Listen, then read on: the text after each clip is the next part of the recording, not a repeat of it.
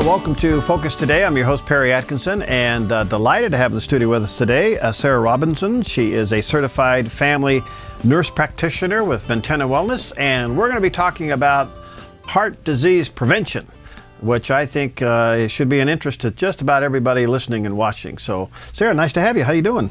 I'm doing great. Sara Roberson. Yeah. I just have to correct that because everybody makes a mistake like that. But thank you. I'm doing great. As you know, February is generally heart month. Yeah. But right now it's the holidays, and it's a time of giving and sharing and caring and loving. Yeah. And that includes loving our heart and how to prevent having the development of heart disease in our future. Yeah. And especially for our kids, because there's, as you know, you had Dr. Klein on here a couple of weeks ago, I believe. Yeah. And there are epidemics of outstanding proportions regarding the development of diabetes and heart disease, with heart disease being the #1 killer of most developed countries, and especially the U.S. It's still one of the biggies, isn't it? It is. It's the #1. Okay, and #1. All right. So I think we don't think about this until we're affected by it, but we can certainly prevent it, can't we? Prevention starts really early, and as a mom of young 3 children, it starts with us educating our children about how to eat healthy and helping them to exercise and telling them when to turn off the TV so that they move. And then, but that goes straight into teenagerhood and adulthood and middle ages, and in terms of deciding what we're going to do about our health and how we're going to prevent heart disease. All right. So it is preventable. That's the #1 thing we want people to know about. And how early should we start looking towards this? So obviously the earlier the better. You know, the early bird catches the worm, and the same thing with that. We want to prevent heart disease by catching it early on. And one of the screening methods that we actually offer now at Ventana Wellness, where I work, is a ultrasound mediated view of your carotid arteries. And that's a really neat technique that's been developed over the last several years and is becoming more into normal medical flow, but it's a newer technique. And one of the great things about it is it's a completely non-invasive, no radiation way to be able to look and see what's going on in our carotid arteries. Really? And the reason we look at that is because we know that most likely what's going on in our carotid arteries is going on in our coronary arteries, which are those big arteries that head toward the heart. So you have to have a very special technician who's been trained really well, because your entire carotid artery is only 8 to 10 millimeters in diameter. And what we're looking at with that is we're looking at, is there any inflammation on the inner lining of the carotid artery, which is the intima media. And so they're looking at the thicknesses of those, and they're also looking to see if they can see plaque. And historically, we've done calcium scoring, and a lot of people have had their calcium scores calculated with different CTs and different things like that. But the nice thing about having the carotid artery screening through ultrasound is that you can actually detect it at a subclinical level. So you can actually detect thickness changes that are indications of inflammation, and then you can also identify soft plaque changes, which are the most dangerous ones because they're the most easily disruptible to flow into smaller vesicles and create strokes and heart attacks. Wow. Yeah. All right. Let's talk about maybe some beginning signs of heart disease. I mean, I know we want to talk about the prevention, but what are some of the beginning signs that people might want to be concerned about? So that's the hard part, is heart disease is really a silent killer. And a lot of times you don't really see signs until, I wouldn't say it's too late, but until it's pretty significantly progressed. Because when you see a sign of heart disease, it could be, you know, swelling in the legs. That's one thing. You can have peripheral arterial disease and pain, especially with working out. And, you know, not a cramp, but it's like pain and swelling and color changes in your legs. But, you know, sometimes the first thing that people notice is that they're having chest pain and pain going down your arm and up your neck, and there you have a heart attack, and you know that heart disease started well before that time. So what we're looking at is looking at these screenings to tell us, are you somebody who's most likely to develop heart disease, along with other risk factors like the Framingham scoring and items like that. Is there any blood tests to show this? So unfortunately, medicine is not a perfect practice. You have to really look at a lot of things combined, and we do have some blood tests that help us to identify if there is likely to be inflammation in or around your heart or in your arteries. And the hard part about humans, or the wonderful part really, is that God created us all so differently, and everybody's different. So you can actually develop heart disease and not have any of those indications in your blood test. But the HSCRP is one that we look at somewhat, but it's not a for sure diagnostic. The homocysteine levels, different cholesterol levels. And that's, of course, an interesting hot debate right now is, what about cholesterol? You know, they're saying maybe we should be taking statins, excuse me, for everything under the sun, it seems like. And yeah, right. Yet we know that cholesterol is something that God created in our body to help us with other functions. It helps build our cell walls. It helps us to have healthy bones. It's an integral part of our vitamin D absorption, which is another huge issue that's going on in the medicine media right now. And it really helps with our production of steroid hormones like our testosterone, our estrogen, our cortisol. And all of those things can be really bad in large amounts, but they're perfect in small amounts or appropriate moderate amounts. All right. As we talked to Dr. Klein, and he was very concerned about, you know, diabetes as a whole, which is an incredible thing. I mean, it's almost epidemic, it seems like, in our country. Yes. And in particular, youth diabetes. Is a diabetic more at risk for heart disease? Yeah, that's a great question, actually. People with diabetes actually have a more severe form of atherosclerosis and are more prone to developing it. Atherosclerosis being the application from your body of plaque on your arteries.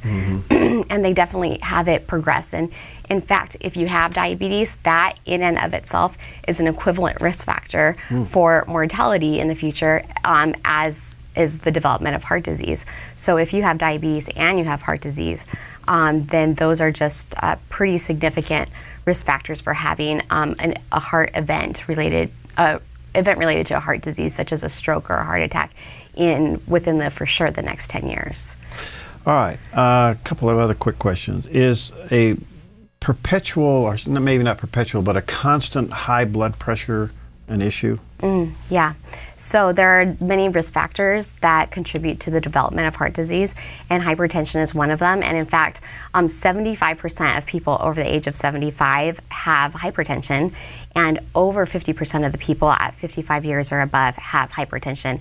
And a lot of it is undiagnosed, and that links right into hypertension being also the silent killer. And it is a significant risk factor, and part of that is because of the way that the pressure affects our arteries, making them sclerotic or stiffer and less flexible. And one of the screenings that we do when we do that ultrasound is you actually have a little blood pressure finger cuff that tests the vascularity resistance, and it looks at how well you can dilate and constrict your vessels, because having nice flexible arteries is huge for just general health, including how your brain is thinking, how your sexual organs are functioning, and definitely how your heart is pumping. All right, let's get into some of the prevention, and I think this is really important because, as you said earlier, you can't start this any too soon. It has to be lifestyle, doesn't it? It does. It does. You know, we have a lot of the Americanized thoughts are, well, there's a pill for everything. Why don't we just take a pill? And it would be so easy. Wouldn't it be easy if we could just take a pill? And we have pills, and they're touted as being the pill that you should take, but that's really not the case. You're exactly right. It's lifestyle. And there are many factors to that. One of the worst ones that we as Americans have is stress control. We are go, go, go people. We want to be on the road all the time. We have soccer practice. We have our own yoga classes. We have work. We have deadlines. And then somebody hits their brakes right in front of a yellow light that they should have made. You know, and all of those shoot out our stress hormones. And so stress is a huge issue. And we know that that's one of the main contributors to heart disease, is how you just deal with daily life. And that's one of the things we really like to work at with Ventana. At Ventana is just, how are your risk factors for stress doing, and how are you controlling that? And then, of course, diet and exercise are huge, huge. And it just goes down to common sense, really. Well, you know, Sarah, we're coming into the end of the year, first part of the year. Everybody makes these New Year's resolutions. Here we go, I'm going to exercise. And it lasts for a couple of weeks and it fades out. But you have weight resistance and aerobics. Is there a combination, or one more than the other, as far as a lifestyle change to help prevent heart disease? Right. I think that it depends on your body stature, and it depends on where you're at in your prevention. You know, if you're already a fairly healthy person and you just haven't been exercising, what should you do, and how old are you? there might be different recommendations depending on that, but in general, it's nice to have a really great combination, because having that weight resistance helps with that contractility of your muscles, and it helps to make them stronger so that you're really having a better metabolism, which is helping your heart as well. And then, of course, the aerobic activity, really pumping your heart. Exercise is definitely key because it makes your heart stronger, and it helps that contraction and dilation. It helps the blood flow to just be pushed through. It lowers your stress. It lowers your cholesterol if you need it lowered, and it really lowers it improves your ability to sleep well, which is another key portion. All right, let me take a quick break, and we're talking about heart disease and the prevention of heart disease. And Sarah's with us today from Ventana Wellness. By the way, you can go to ventanawellness.com or .com and check it out. The incredible resource of all kinds of good, healthy things there. Dr. Klein's part of that, Sarah's part of that, and others. So we'll take a quick break. We'll be right back. Hi, I'm Paulina, and I work at theDove TV. Did you know that when you support theDove TV, you have a profound impact, not only in our community, but around the world? It's your continued support that takes the inspiration and hope in the programs we produce and makes them available to the thousands of people who are watching these videos online every week. Help bring encouragement and hope to our valley and beyond by making a secure online donation today at our website, thedove.us.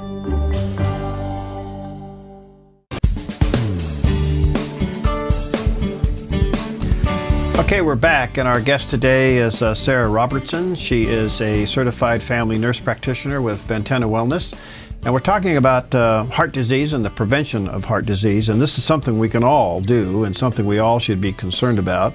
And it certainly boils down to the basics, and that is exercise and good diet. And with the, I think, epidemic, Sarah, of what's happening with diabetes today is just amazing to me. And so many young kids developing diabetes. Now, type 2 is not only is it preventable, but you can actually recover from it. But man alive, it seems like we're just sugared up and we're not even thinking about this. But diet is a big part of this, isn't it? It is, and like I said before, it seems to come down to just common sense, but really people don't really realize that. I can't have those artichoke dips. Well, that's actually not what I mean, interestingly enough, because that's what people think about it. Yeah. But I would say it's not so much what you can't have, because that puts you in a negative mindset, but what you can have and what you should have, and having a whole mind change to desiring what God wants us to desire and what our body is made to focus on or to function with. And that's, you know, a really high intake of vegetables and fruits, something that we're really lacking. A lot of kids don't like their veggies, and that starts sometimes in the womb, sometimes just as young toddlers. Are we giving them their veggies first before they have, you know, sweets or treats and those kinds of things? But even as adults, we just seem to kind of have a salad and consider that the vegetable of the day or whatnot. So veggies and fruits are huge. The other thing is the intake of appropriate proteins. So we have proteins that are not meat-based, but then we also have lean proteins, so meaning not really the bacon necessarily, but having protein that is from a leaner source of meat. And then interestingly, we also really need fats. We need healthy fats, and we all know this, but we really need to focus our fats from coming from olive oil, from olives, from avocado, from nuts. And those are known to be helpful for our eyes, for our brain function, for our heart. And interestingly enough, again, alcohol intake can be either detrimental or helpful. So a small to moderate amount of alcohol intake daily or 3 to 4 times a week is actually seen to lower the risk of atherosclerosis in people in multiple studies that they've been able to duplicate. And they thought it was always just the red wine, and they're finding that, well, maybe it's not just the wine, it's any type of alcohol as long as it's in a low to moderate amount. What's it do? They don't know. There's so many things we don't know, which is why medicine is incredible. I'm surprised we're talking about this, but go ahead. But my thought is it just burns the cholesterol right out of your arteries when there's too much of it. But a small amount actually helps to reduce the inflammation in the arteries.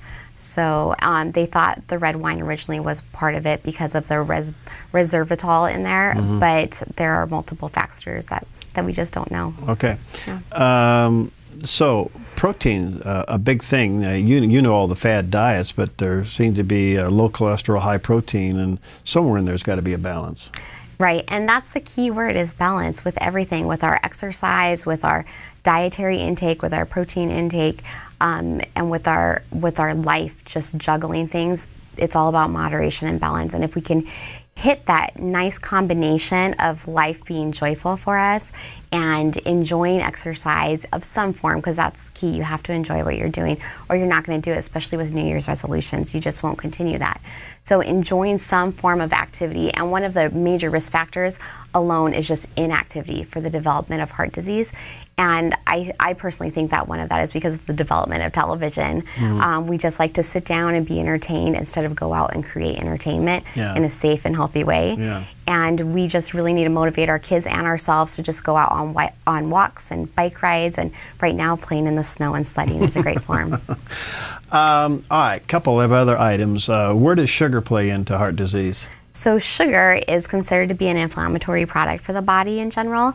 And again, in moderation, it's probably fine. But too much of it really inflames those arterial walls that we're talking about, along with other things. But when you have inflammation in your body, then what happens is the lining of that wall that they're measuring with that ultrasound testing, it becomes not as smooth and slick, so that the cholesterol that's just a little too much starts to integrate into the lining of your wall because of the inflammation from things like sugar. And for some people it's wheat, for some people it's their allergies, and for a lot of people it's their lack of activity or exercise, because that decreases inflammation. Water, yes. Does it prevent heart disease? You know, there's not really, I don't think there's been tests like, does water prevent heart disease? But we know that water is huge for our metabolism and for our muscles to do their work properly, and for our basically our body to detoxify. So water is how we detoxify. We flush everything out, and so it's huge. And definitely you want to even consider increasing your water in the winter. I have that on our website. I have a little note on there, because it's so dry, especially with our furnaces and lack of moisture, that even our skin starts to feel that. Everything else, Yes, and so water, it needs to even be increased in the winter. All right, now when it comes to dieting, we've heard all kinds of things, and I'm sure you have too. But eat 3 squares, eat 7 little ones. Right. Those of us who don't eat breakfast because we get up at 4 in the morning, we're probably breaking all the rules. How do you recommend eating? So there are some wrong ways to eat, but there are many right ways to eat, which is nice, because we all like to have options. Nobody wants to be told that you have to do it this way. So generally for my patients, I recommend that if they are somebody who is busy and they're not grazers, that they do have 3 meals with maybe a snack in there that are smaller meals, because a lot of us as Americans, our issue is portion sizes. But I think that as long as you're getting in the appropriate foods and you're not skipping more than, say, 6 hours between food, then you're probably doing just fine. And ideally, if you want really great weight maintenance and healthy brain function, you're going to be looking at having breakfast of some kind within an hour of getting up each day, because that really starts to rev up your metabolism. Okay, I can't do it. So what about a shake? Right. Yes. Does that work? No, that counts. That counts. Okay. So a shake, a banana, an apple with some peanut butter, a whole grain piece of bread with some peanut butter or some kind of nut butter on there. You're going to get some carb, a little bit of protein, some healthy fat. So just something tiny is what because a lot of people do not eat breakfast. What about this, we're hearing more and more about these healthy snacks during the day. Right, yeah. In between meals, so to speak. You know, one of the great things about having snacks between meals is we all like snacking, for one thing.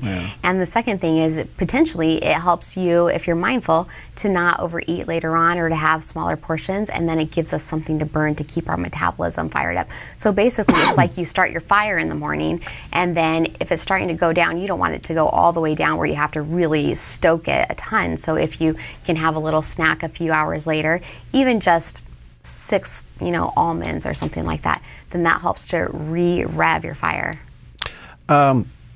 Is heart disease more prevalent between men than women, or women and men? It's about equally prevalent, but the time that it occurs changes. So men generally will develop heart disease earlier. For example, when you're looking at risk factors for for an individual you. If you have a father or a brother who had the development of heart disease below the age of 55, then that is considered to be premature heart disease development. But for women, it's only if they've had the development in a female below the age of 65. So there's about a 10-year difference in how quickly we develop heart disease is what they're seeing. And part of that might be the different balances of hormones such as estrogen. Now I realize that some heart disease is severe, but can some of it be reversed? It can. One of the things I like about that ultrasound screening that we do is it shows the inflammation and then it shows plaques. And plaques come in 3 different forms. They come in soft plaques, which are the most easily disruptible. They come in heterogeneous, which are transitioning into calcified plaques. And then they come in echogenic plaques, and those are the calcified plaques that the body has just kind of scabbed over and is trying to just protect and leave there.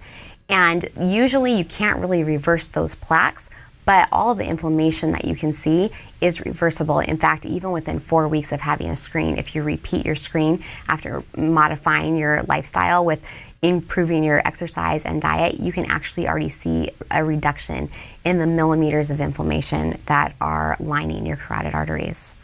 So, a lot to be said about diet, obviously. And do you have plans that people can get on or help? We do, yeah. You know, that's one of the biggest factors. People really want to have something that they can hold in their hands and look at and reference. And I think that that is a huge problem a lot of times with people going to their doctors, and their doctor says, you need to lose weight, or their nurse practitioner or physician's assistant, you need to lose weight, and you need to lose 10 pounds by the next time I see you. And that's great. It's true, you know? But so many people are lost with what to do, especially because of all those fad diets you mentioned. They just don't know where to start. They don't know where to begin, even though it seems so simple. So we have a nutritional advisor who oftentimes we'll send patients to, and that's through our body analysis or different programs for weight loss that we have. And she'll sit down and talk to them about what things are going on right now. What do they think they can do? What can you do as an individual? Are you there where you're ready to make complete changes? Or do you really just need baby steps? And we really try to meet people where they are because we want them to be successful and healthy. Well, let me encourage you, check out VentanaWellness.com, and some of these things are available there at the website. Yes, definitely. All right, Sarah, is there one exercise that's better than another for heart? I mean, I like the exercise that's better than anything else is the consistent exercise. So it does matter what it is, but what it is something that gets your heart pumping. So Zumba, super popular right now because it's a fun way to get out there, and you can do it at your own pace, which is a real big thing for people. And you're right, walking, boy, you can do walking anywhere. Yeah, just requires a good pair of shoes. Lastly, we're hearing a lot of, if I can use the word, negative about statin drugs. Right. You want to comment on those? Because that's reduced the cholesterol, and that's the problem, isn't it? Right. So reduction of cholesterol levels with the use of statin medication can be really helpful in people who are identified as having heart disease, and it definitely can save people's lives. The hard part about it is, well, there's a ton of controversy on how true that is and how not true it is, and who it really helps. And one of the key things that we look at is how many people do you need to treat in order to save so many people. And right now what they're seeing is if you treat 1,000 people with a statin medication, you will save 7 people. If you don't treat the people, you will not save those people, of course, but it's only 7 out of 1,000. All right, so the numbers, not significant. The research is still out on it. So for the people who really need it, they need it, but people who are kind of borderline, this is the #1 thing that they need to do is change their lifestyle. Diet, exercise, the obvious. Stress control. And there we go. And I think what you ought to do is get on the program earlier the better. Don't wait till the first year. Get a hold of Sarah. She's over there at Ventana Wellness. VentanaWellness.com is the website. And maybe make an appointment and have her do your run through and give you a little bit of a program. Huh? Definitely. Okay. Definitely. Thanks for coming in. Thank you. Okay. We'll see you next time. We'll be right back.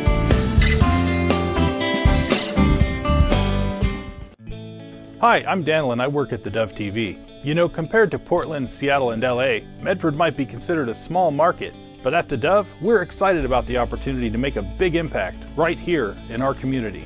And you help make that happen. Did you know that more than 90% of our income comes from people like you? You can help us now by making a secure online donation at our website, theDove.us, or by phoning 541-776-5368. Well, welcome back, and we are delighted to have with us today Rachael Mills. She's with Operation Christmas Child, and of course, you know, here in Southern Oregon, a lot going on, and our goal was over 8,000 boxes this year, and our own Steve Johnson was selected by Operation Christmas Child to go down to Ecuador here. He leaves actually on Saturday to go down and do some reporting from down at one of their handing out locations. But Rachael's got a part of the story that is absolutely fantastic, and I am delighted to have her tell us about it. Hi, Rachael. How are you today? I'm good. How are you guys? Good, good, good. You got some boxes in the corner there, I see. Actually, yeah, those boxes were packed by Burundian refugees from the country of Burundi in Africa. They came to the United States. And I found out today we're actually putting Burundi boxes on the truck. So I've been trying to time getting those boxes on that truck. So they're actually going from Burundians to Burundians. Wow. All right. Yeah. Well, tell us about the children who were victims of Hurricane Sandy and what they're doing. Well, we're really excited to share this with you guys. On Thursday, we will be going to JFK Airport.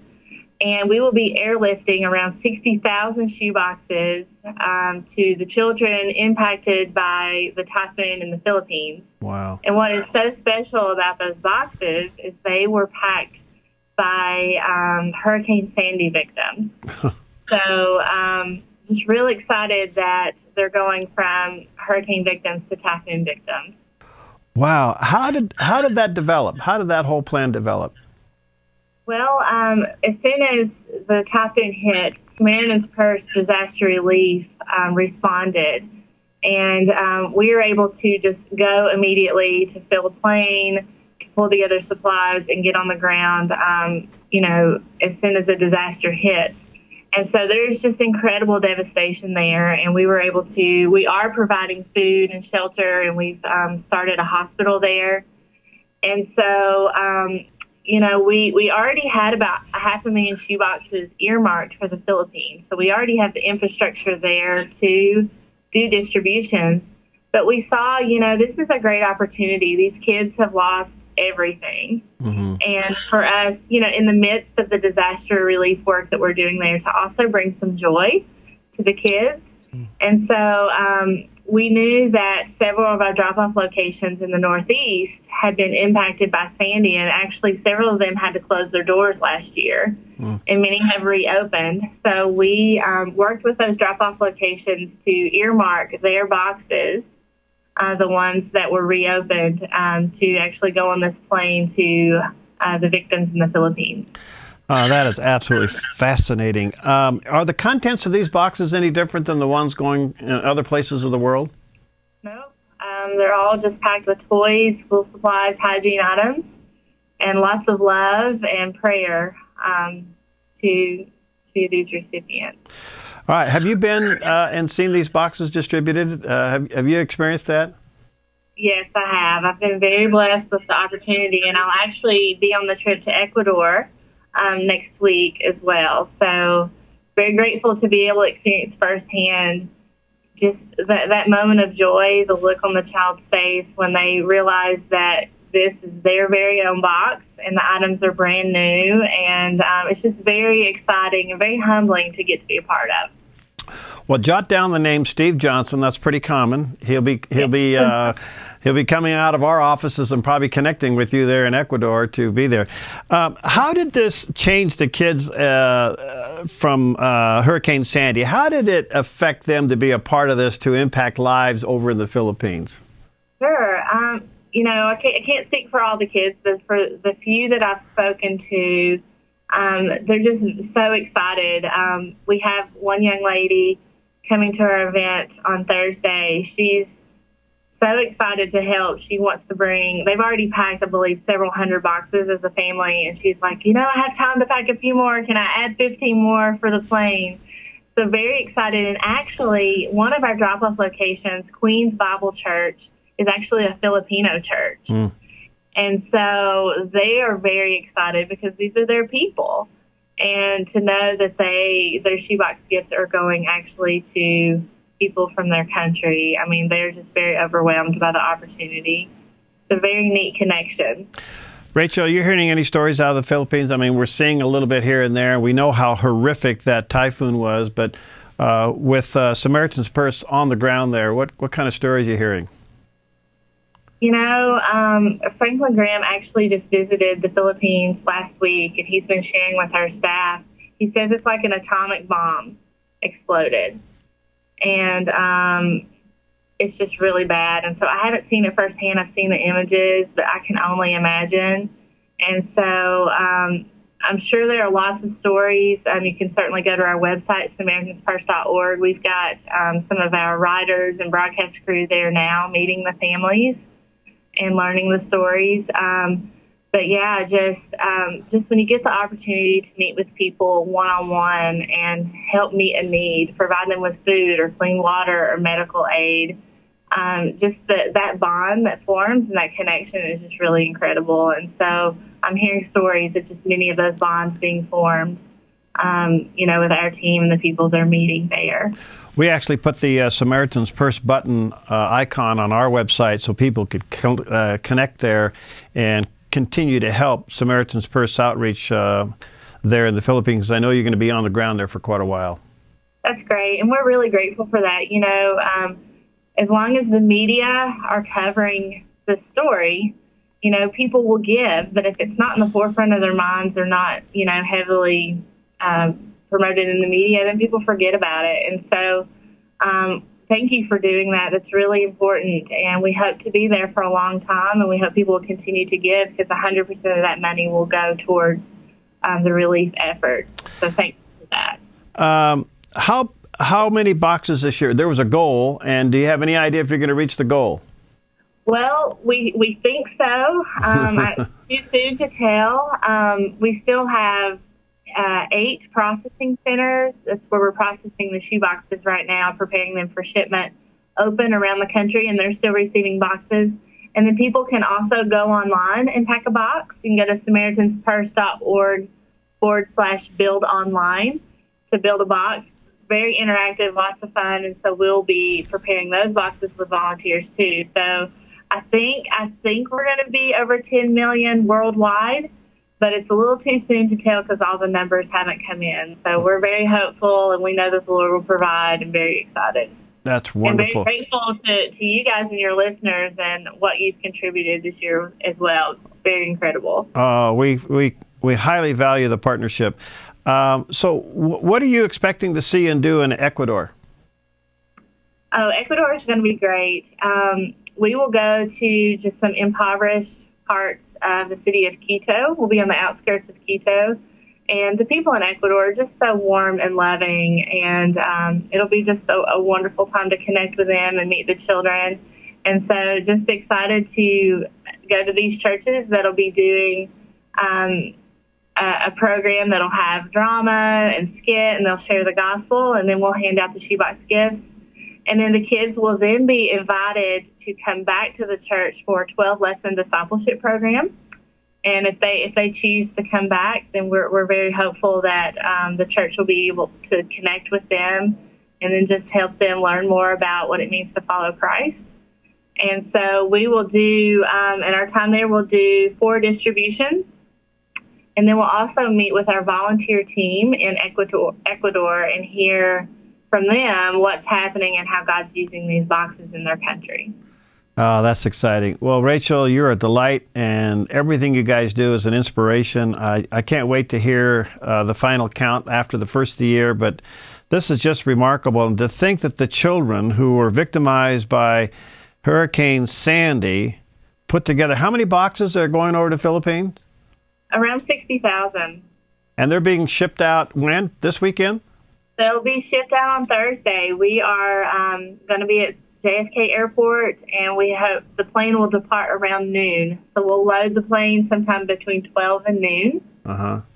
and we'll go from there. We'll go straight to the Philippines and begin distributions next week. That's excellent. Hey, thanks for your time. You all are in our prayers, and hopefully our Steve Johnson can connect with you when you're in Ecuador, and we look forward to getting some good stuff. Yeah. Sure. Thank you, guys. Have a blessed day and a Merry Christmas. Merry Christmas. All right. We'll be right back. Hi, I'm Paula, and I work at theDove TV. Every day we get letters and emails from people who've been encouraged, blessed, and challenged by the programs on theDove TV. But we couldn't do it without you. Did you know that more than 90% of our income comes from people like you? You can help us continue to bring inspiration and hope to our community by making a secure online donation at our website, thedove.us, or call us at 541-776-5368.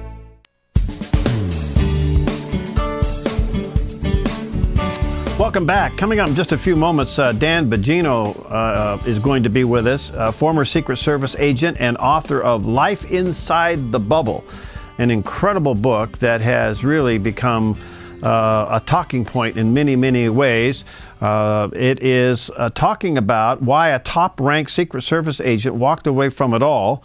Dan entered into the duty with the elite Presidential Protective Division during the George W. Bush administration and stayed on up and through 2011 with President Obama. He then resigned from that and went on to run for the U.S. Senate in Maryland. But he does talk about protecting presidents inside the Obama administration, the NSA scandal, Obamacare. And, you know, even Steve and I, Johnson and I, we've jawed back and forth a little bit along with our good buddy Bob Just. And we realized that at that high level of government, some of these people really do live in a bubble. And what is that bubble? Can they describe that bubble? In other words, they seem to be detached from grassroots America in so many ways. But yet they have to live in a bubble in order to be protected. And we'll talk to them about what it was like to be that close to the president, where you could actually hear the president in private conversations, talking on the phone, those kinds of things, and what is the bubble itself. And but lately, it appears that the Obama administration's bubble cannot be penetrated in any way, shape, or form. In fact, the bubble has turned into somewhat of an imperialistic bubble, where it just does things and doesn't really understand the trickle-down effect that it has with people on down the line. The book Life Inside the Bubble is now available in stores and online, and you may want to check it out. For those watching on the Dove TV, can see a copy of it. And he was there, that close. And we should have him here in just a couple of seconds. He is standing by to be with us, and we're going to have him on the phone. But he claims that the Obama administration is worse than the American people can possibly imagine. And I'm going to have him explain that. And basically, why did he walk away from what would be perceived as one of the premier jobs in the world, protecting the president? Now, I realize it's pretty demanding. He talks about that. It's pretty demanding, away from your family and everything. And we ready to go? Okay. Dan, are you there? I am here. Thanks for having me. Oh, thank you. I realize you got a tight schedule, and I value your time greatly. Thanks for what you do, and thanks for your service, my friend. Oh, you paid for it. You're very welcome. I appreciate it. All right. The short time we have, tell me the description of the bubble. What is the bubble? It's this self-reinforcing group of lobbyists and acolytes and hangers-on that distort not just the president, but government officials at the highest levels' view of the world. So what you think is happening in the general public, whatever it may be, anger at Obamacare, is not necessarily what the president sees. And the bubble, like I said, is self-reflective. They only see what's going on behind them, rarely what goes on outside, and it causes some very significant problems in a system of representative government. All right, so you came into this level of protection under the Bush administration and left under the Obama administration. Was there a significant difference between the two administrations' bubble? Yes and no, and I hate wishy-washy answers, but I think one of the misperceptions, common misperceptions about the book as it's gained some notoriety is a critique specific to the Obama administration. It's not. It's a critique of our system of government right now in general. You know, using the tax code to buy off interest. These are certainly not things inherent just to the Obama administration. The one significant difference about this administration, though, compared to Bush and Clinton, is they don't seem to have naysayers within their own ranks, which is a good thing in government. You need that Dick Morris type who Bill Clinton had to say, hey, bad idea, sir. You need people on the inside of the Bush administration who told them the Harriet Miers appointment was a bad idea. The Obama administration doesn't seem to have that. They treat him as there's almost like a cult of personality there. And, again, it's causing real problems, and you're seeing it now with the way the president's acting, and no one seems to be willing to restrain him. Well, the president seems to be governing from an imperialistic position, and is it because he just doesn't care, or he doesn't hear the people in their response and their pushback? He doesn't hear. It's both. He doesn't hear it because no one's willing to tell him, and no one seems to be willing to do anything about it either. Again, he's ignoring. It's not just that the president has taken on an imperial tone, which ironically is something the left always argues against unless it's a leftist president. He's ignoring. You can't interpret. In other words, the president, there's some degree of interpretation. I get that. But if a date, for instance, on Obamacare is implement this law on January 1st, and the president says, no, we're not going to do that, that's a significantly different and very dangerous. That's why I said it's worse than you know, and a couple of other things. It's a very dangerous precedent to set that the president can just ignore laws. You know, he doesn't as he sees fit. I mean, that's a monarch. That's not a president. All right. Boy, that opens up a lot of questions. But let me stick with a couple things here. How is he handling what we see as citizens as scandals with the NSA, with Benghazi, with the IRS, and the list goes on and on? Certainly he's watching the news. Are you telling me he just doesn't get it, doesn't care, or he thinks he's so powerful he can just push through it? The latter. I think he thinks he is so powerful and has the coverage of the mainstream media, has the positive coverage, that there'll never be anyone held to account. I mean, think about it rationally. You know, you're in the radio business, the entertainment opinion business. If you thought you were going to be fired and potentially go to jail for saying something, you'd be very careful to limit what you said. But if you thought that, hey, I can say this, you know, make more money, get more advertising, there's absolutely no penalty, you're going to continue forward. The president doesn't have anyone willing to step up. And you know, I've spoken frequently about the media. I get it. We've argued about this for years, mainstream media. But they really, as the fourth branch of government, they have an obligation to report honestly on the facts. And if this was Nixon, forget it. There would be, you know, people would be arrested right now and incarcerated. But this IRS thing seems to have dissipated because there's just always seems to be an interest in preserving, you know, this man's legacy. And the great irony being, he doesn't treat the press well at all. He treats them terribly. I still can't understand why they protect him. All right. Let me just pull on your political strings a little bit because you did run for the U.S. Senate. Sure. Do you think this president is guilty of abuse of powers and basically could be strung up on constitutional charges? I don't know if we're at that high crimes and misdemeanor stage for impeachment. I don't. I can tell you right now we're getting dangerously close with the IRS scandal. There are a lot of scandals. There's, you know, Benghazi, Fast and Furious, Extortion 17, HHS, goes on and on. Right. But the IRS is the one that, you know, William Wilkins, who is one of two appointees in the IRS, if they can pinpoint emails indicating that he used his discretion, political discretion, to target conservative groups, which looks very likely at this point, I can tell you with near certainty there's no way the president was not aware of that.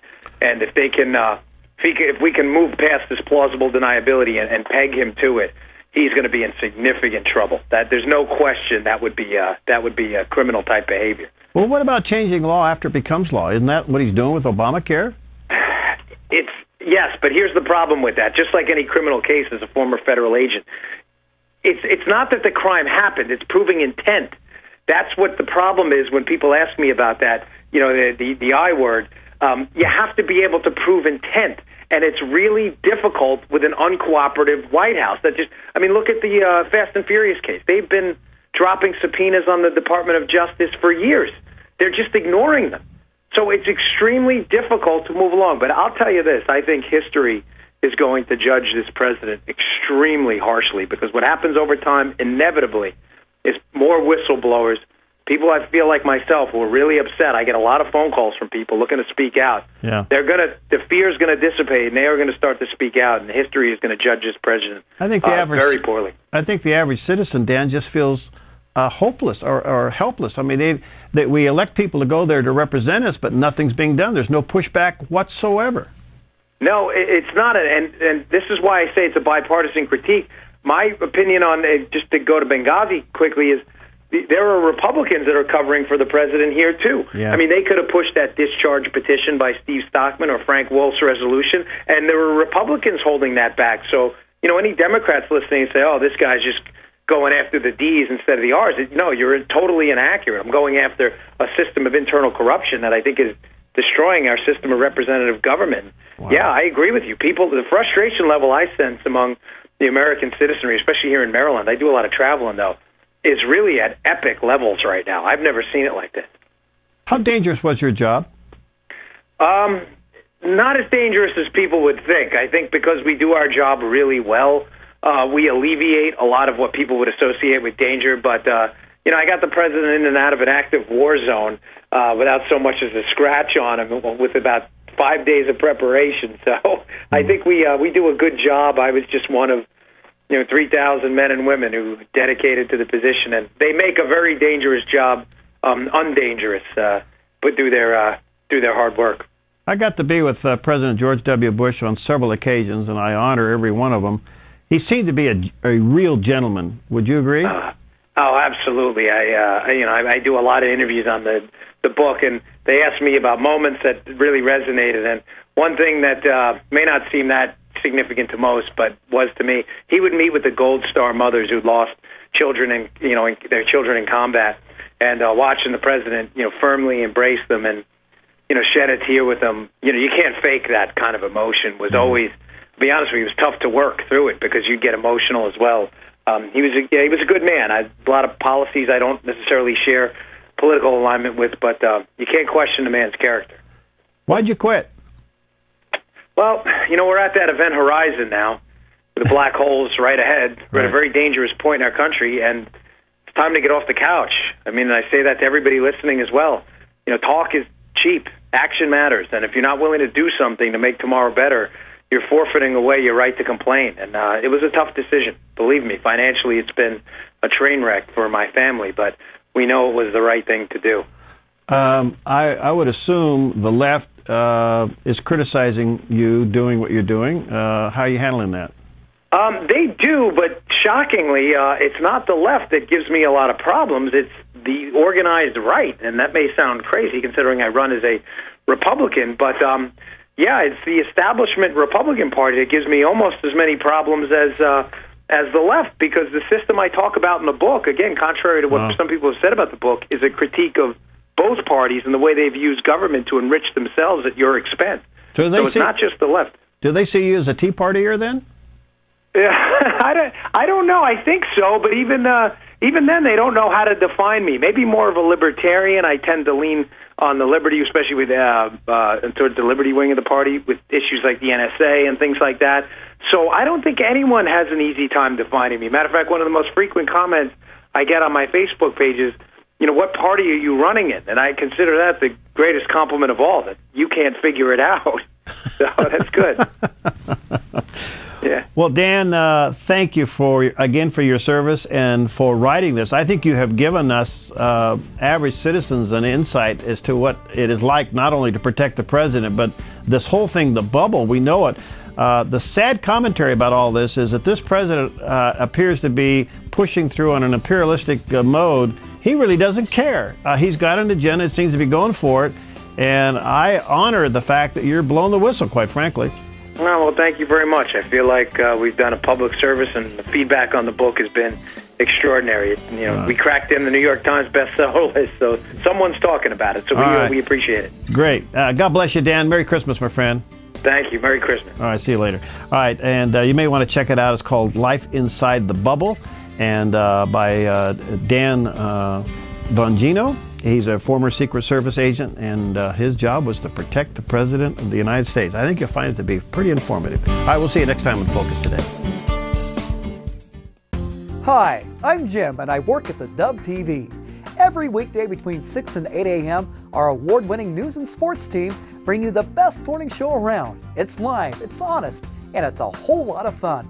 And you help make it happen.